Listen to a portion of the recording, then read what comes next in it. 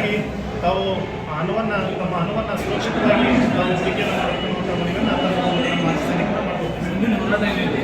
ಮುಂದಿನ ಹೋರಾಟ ಅಂತ ಏನಿಲ್ಲ ಸರ್, ನಾವು ನಮ್ಮ ಬೇಡಿಕೆಯನ್ನು ಮಾನ್ಯ ಜಿಲ್ಲಾಧಿಕಾರಿಗಳು ನಾವು ಹೇಳ್ತೀವಿ.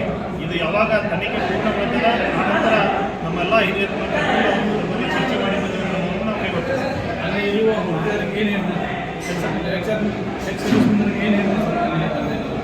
ಈಗಲ್ಲಿ ಯಾರಾದರೂ ನಮ್ಮ ಎಕ್ಸ್ಪ್ರೆಸ್ಮೆಂಟ್ ಹೂಡಿಕೆ ಮಾಡಿದರೆ ಅವರು ಭಯಭೀತರಾಗುವಂಥ ಅವಶ್ಯಕತೆ ಇಲ್ಲ. ಜಿಲ್ಲಾಡಳಿತ ಸರ್ಕಾರ ಎಲ್ಲಿ ಅನ್ಯಾಯ ಆಗ್ತದೆ ಅವರ ಪರವಾಗಿ ಜಿಲ್ಲಾಡಳಿತ ಆಗಲಿ ಎಲ್ಲ ಕಾನೂನುಗಳಾಗಲಿ ಎಲ್ಲ ಅನ್ಯಾಯಕ್ಕೊಳಗಾದವರ ಸಪೋರ್ಟ್ಗಾಗಿ ಇರ್ತಾವೆ ವಿನ ಅದಕ್ಕಾಗಿ ಅವ್ರನ್ನ ಕಾಪಾಡುವಂಥ ಕೆಲಸ ಜಿಲ್ಲಾಡಳಿತ ಮಾಡ್ತದೆ, ಸರ್ಕಾರ ಮಾಡ್ತದೆ, ಅಧಿಕಾರಿಗಳು ಮಾಡ್ತಾರೆ ಅನ್ನೋಂಥ ಭರವಸೆ ಇದೆ. ಅದಕ್ಕೆ ಅಲ್ಲಿ ಹೂಡಿಕೆ ಮಾಡಿದರೂ ಕೂಡ ಮಾಡಿದವರು ಯಾವುದೇ ಭಯಭೀತರಾಗದೆ ತಮ್ಮ ತಾಳ್ಮೆಯನ್ನು ಹೊಂದಿರಬೇಕಂತೇಳಿ ನಾವು ಅವ್ರಿಗೆ ವಿನಂತಿ ಮಾಡ್ತೀವಿ. ಈಗ ಜಗದೀಶ್ ಪೂಜಾರಿ ಸರ್, ನಾನು ಅಧ್ಯಕ್ಷರು, ಬೆಳಗಾವಿ ಜಿಲ್ಲಾ ಮಾಜಿ ಸೈನಿಕ ಸಂಘಟನೆಗಳ ನಾವು ಸರ್, ಈಗ ನಿಮ್ಮವರೇ ನಮಗೇನು ತೊಂದರೆ ಆಗಿಲ್ಲ, ಮಕ್ಕಳು ವಿದ್ಯಾಭ್ಯಾಸ ನಡೆದಿದೆ ಅಂತೇಳಿ ಅವರಿಂದ ನಾವು ಇದು ಮಾಡಿದ್ದಕ್ಕೆ ಸರ್ ಈಗ ನೀವು ಎಕ್ಸ್ಮನ್ ಎಲ್ಲ ರಿಟೈರ್ಡ್ ಆರ್ಮಿಯವ್ರ ಪರವಾಗಿ ನೀವು ಮಾತಾಡೋಕೆ ಬಂದಿದ್ದೀರಿ. ಆದ್ರೆ ಶಿವಾನಂದ್ ಅವ್ರು ಮಾಡಿದ್ದ ವಿಚಾರವಾಗಿ ನಮ್ಗೆ ವಿದ್ಯಾಭ್ಯಾಸ ಮನೆ ನಡೆದಿದೆ. ಒಬ್ಬರು ಮುಸಲ್ಮಾನ ಮಹಿಳೆ ಮಹಾರಾಷ್ಟ್ರದಿಂದ ಹೇಳ್ಕೊತಾರೆ. ಆಮೇಲೆ ಇನ್ನೊಬ್ಬರು ಎಕ್ಸ್ಮನ್ ಆರ್ಮಿ, ನಮಗೆ ಅವರಿಂದ ಒಳ್ಳೇದನ್ನ ಆಗೈತಿ, ನಮಗೇನು ಕೆಟ್ಟದಾಗಿಲ್ಲ, ನಾವು ದುಡ್ಡು ಹಾಕಿದ್ದೀವಿ, ನಮಗೇನು ಯಾವುದೇ ತೊಂದರೆ ಇಲ್ಲ ಅಂತ ಹೇಳ್ತಾರೆ. ಈಗ ನೀವು ಇದು ಯಾರೂ ದುಡ್ಡು ಹಾಕ್ಬೇಡ್ರಿ, ಭಾಳ ಅನ್ಯಾಯ ಆಗಿದೆ, ದುಡ್ಡು ವಾಪಸ್ ಕೊಡಿ ಅಂತ ಹೇಳ್ತೀರಿ. ಹಾಂ ಹಾಂ ಯಾವುದೇ ಸಂಸ್ಥೆಗೆ ನಾವು ಹಾಕಬೇಕಾದ್ರೆ ಆ ಸಂಸ್ಥೆ ಕಾನೂನಿನ ಚೌಕಟ್ಟಿನಲ್ಲಿರಬೇಕು. ಕಾನೂನಿನ ಚೌಕಟ್ಟಿನಲ್ಲಿರಬೇಕು. ಅಂಥ ಸಂಸ್ಥೆ ನ್ಯಾಷನಲೈಸ್ ಬ್ಯಾಂಕ್ ಇರಬೇಕು. ಅಂಥ ಸಂಸ್ಥೆಯನ್ನು ನಾವು ಹಣವನ್ನು ಹೂಡಿಕೆ ಮಾಡಿ ಬಡ್ಡಿ ಆಶೆಗಾಗಿ ಹೆಚ್ಚಿನ ಬಡ್ಡಿ ಬರ್ತದೆ, ಹೆಚ್ಚಿನ ಲಾಭ ಬರ್ತದೆ ಅನ್ನುವಂಥ ದೃಷ್ಟಿಯಿಂದ ಸಿಕ್ಕಲ್ಲಿ ತಾವು ಹಣವನ್ನು ಹೂಡಿಕೆ ಮಾಡಬಾರ್ದು ಅನ್ನೋದು ವಿನಂತಿಸ್ತದೆ ಸರ್. ಇಲ್ಲ, ನೀವು ಇಷ್ಟು ವರ್ಷ ಆದರೆ ನಿಮ್ಮ ಎಲ್ಲ ಎಕ್ಸ್ಮನ್ಗಳು ಎಲ್ಲರೂ ಅಲ್ಲಿ ಹೂಡಿಕೆ ಮಾಡಿದ್ದಾರೆ. ಇಷ್ಟು ದಿನ ಎಲ್ಲಿ ಹೋಗಿದ್ರಿ ನೀವು? ಸರ್, ಇದು ವಿಷಯ ನಮ್ಮ ಗಮನಕ್ಕೆ ಬಂದತೆ.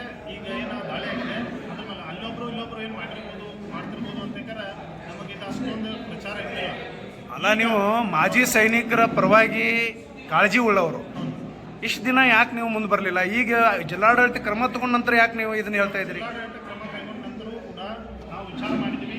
ಈ ತನಿಖೆ ಎಲ್ಲಿದೆ, ಯಾವ ರೀತಿ ತನಿಖೆ ನಡೀತಾ ಇದೆ, ತನಿಖೆ ಮುಗಿದ ನಂತರ ಸತ್ಯ ಏನು ನಿಜ ಏನು ಅನ್ನೋದು ಗೊತ್ತಾಗ್ತದೆ.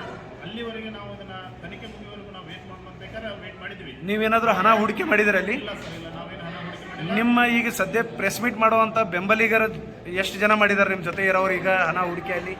ಯಾರೂ ಇಲ್ಲ ಸರ್, ನಮ್ಮ ಜೊತೆ ಯಾರು ಒಬ್ಬರು ಕೂಡ ನಮ್ಮ ಹಣ ಹೂಡಿಕೆ ಮಾಡಿರುವಂಥ ಯಾರು ಬಂದಿಲ್ಲ. ಯಾರೂ ಇಲ್ಲ. ಸಂಘಟನಾತ್ಮಕವಾಗಿ ನಮ್ಮ ಸೈನಿಕರಿಗೆ ಒಂದು ಜಾಗೃತಿಯನ್ನು ಈ ರೀತಿಯಾದಂಥ ಮುಂದಿನ ಪ್ರಕರಣಗಳು ಏನಾದರೂ ಈಗಾಗಲೇ ನೀನು ಜಿಲ್ಲಾಧಿಕಾರಿಗಳು ಹೇಳಿದ್ದಾರೆ, ಇನ್ನೂ 4 ಇಂಥ ಸಂಸ್ಥೆಗಳು ತಾವು ಬೆಳಗಾವಿಯಲ್ಲಿ ಅಂತೇಳಿ. ಅಂಥ ಸಂಸ್ಥೆಗಳಲ್ಲಿ ಮುಂದೆ ಯಾರಾದರೂ ಕೂಡ ಹಾಗೆ ಹೂಡಿಕೆ ಮಾಡೋದು ತಪ್ಪದ ಅನ್ನುವಂಥ ದೃಷ್ಟಿಯಿಂದ ನಾವು ಜಾಗೃತಿ ಮೂಡಿಸಬೇಕಂತ ಮಾಡ್ತಾ ಇದ್ದೀವಿ. ಅದು ಜಿಲ್ಲಾಡಳಿತ ಕ್ರಮ ತಗೋತಿತ್ತು ಬಿಡ್ರಿ, ಅದು ಅಂಥ ಇನ್ಲೀಗಲ್ ನಡೆದ್ರೆ ಕ್ರಮ ತಗೋತದ. ಆದರೆ ನೀವು ಈ ವಿಶ್ವಾಸಕ್ಕೆ ತಗೋಬೇಕಾಗಿತ್ತಲ್ಲ, ದುಡ್ಡು ಹಾಕಿದವ್ರನ್ನ ವಿಶ್ವಾಸಕ್ಕೆ ತಗೊಂಡು ನೀವು ಪತ್ರಿಕಾಗೋಷ್ಠಿ ಮಾಡಬೇಕಾಗಿತ್ತು. ನೀವು ಡೈರೆಕ್ಟ್ ನಿಮ್ಮ ಉದ್ದೇಶ ಏನು? ನಾವು ಮಾಡಿದ್ದೀವಿ ಸರ್, ಪ್ರಯತ್ನ ಮಾಡಿದ್ದೀವಿ. ಬಟ್ ಅವರು ಇಲ್ಲಿವರೆಗೂ ಯಾರೆಲ್ಲ ಇನ್ವೆಸ್ಟ್ಮೆಂಟ್ ಮಾಡಿದ್ದಾರೆ ಅವ್ರಿಗೆ ತಪ್ಪಿಸದೆ ಪ್ರತಿ ತಿಂಗಳ ದುಡ್ಡನ್ನು ಕೊಡ್ತಾ ಇದ್ದಾರೆ ಅನ್ನೋ ಒಂದು ಮಾಹಿತಿ ಇದೆ ಸರ್. ಯಾರಿಗೂ ಕೂಡ ಮೋಸ ಮಾಡಿ ಅವರು ಕೊಡೋದಿಲ್ಲ ಅಂತೇಳಿ ಇದುವರೆಗೆ ಅಂಥ ಪ್ರಕಾರಗಳು ನಮಗೂ ಗೊತ್ತಿದೆ, ಮಾಧ್ಯಮದವ್ರಿಗೂ ಗೊತ್ತಿದೆ. ಯಾವುದೇ ರೀತಿಯಾದಂಥ ಕಂಪ್ಲೇಂಟ್ಗಳು ಇನ್ನೂವರೆಗೆ ಆಗಿಲ್ಲ. ಹಾಗಾಗಿ ಯಾರು ಮುಂದೆ ಬರ್ತಲ್ಲ ಅವ್ರ ಮೇಲೆ ಅವ್ರ ವಿಶ್ವಾಸ ಇರ್ಬೋದು, ಕೊಡ್ತಾರೆ ಅನ್ನೋಂಥ ವಿಶ್ವಾಸ ಇರ್ಬೋದು. ಅದಕ್ಕಾಗಿ ಅವ್ರು ಬರ್ತಾ ಇಲ್ಲ ಅನ್ನೋಂಥದ್ದು ನಮಗೂ ಗೊತ್ತಿದೆ. ಈಗ ನೀವು ದುಡ್ಡು ಹೂಡಿಕೆ ಮಾಡಿದವ್ರನ್ನ ಏನಾದರೂ ಒಂದು ಕಡೆ ಸಭೆ ಸೇರಿಸಿ ಅವ್ರ ಜೊತೆ ಏನಾದ್ರು ಮಾತುಕತೆ ಮಾಡ್ತೀರಿ? ಏನು ಮಾಡಲ್ಲ ಸರ್.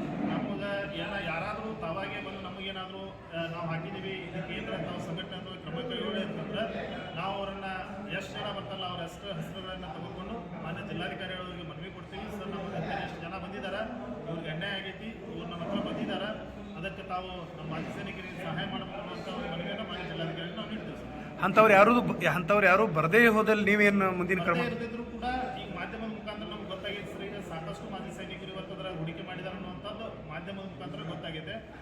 ಗೊತ್ತಾದಂಥ ವಿಷಯವನ್ನು ಆಧಾರವಾಗಿ ಇಟ್ಕೊಂಡು ನಾವು ಮಾನ್ಯ ಜಿಲ್ಲಾಧಿಕಾರಿಗಳು ಒಂದು ಮನವಿ ಕೊಡ್ತೀವಿ. ಒಂದು ವೇಳೆ ಈ ಹಣ ರಿಕವರಿ ಮಾಡುವಂಥ ಪ್ರಯತ್ನ ಆದರೆ, ರಿಕವರಿ ಮಾಡ್ತಾ ಇದ್ದರೆ ಮರಳಿ ಅದನ್ನು ಕೊಡುವಂಥ ಕೆಲಸವನ್ನು ಅನ್ಯಾಯಕ್ಕೊಳಗಂಥ ಅವ್ರಿಗೆ ತಾವು ಮುಟ್ಟಿಸ್ಬೇಕಂತ ಒಂದು ಪ್ರಯತ್ನ ನಡೆದರೆ ತಾವು ಮೊದಲ ನಮ್ಮ ಮಾಜಿ ಸೈನಿಕರನ್ನ ಅದರೊಳಗೆ ಪರಿಗಣಿಸಿ ಅನ್ನುವಂಥ ಒಂದು ಮನವಿಯನ್ನು ನಾವು ಮಾನ್ಯ ಜಿಲ್ಲಾಧಿಕಾರಿಗಳಿಗೆ ಮಾಡ್ತೀವಿ. ತಮ್ಮ ಹೆಸರು ಹೇಳಿ ಸರ್. ಜಗದೀಶ್ ಪೂಜಾರಿ ಸರ್, ಅಧ್ಯಕ್ಷರು, ಬೆಳಗಾವಿ ಜಿಲ್ಲಾ ಮಾಜಿ ಸೈನಿಕರ ಸಂಘಟನೆ. Thank you.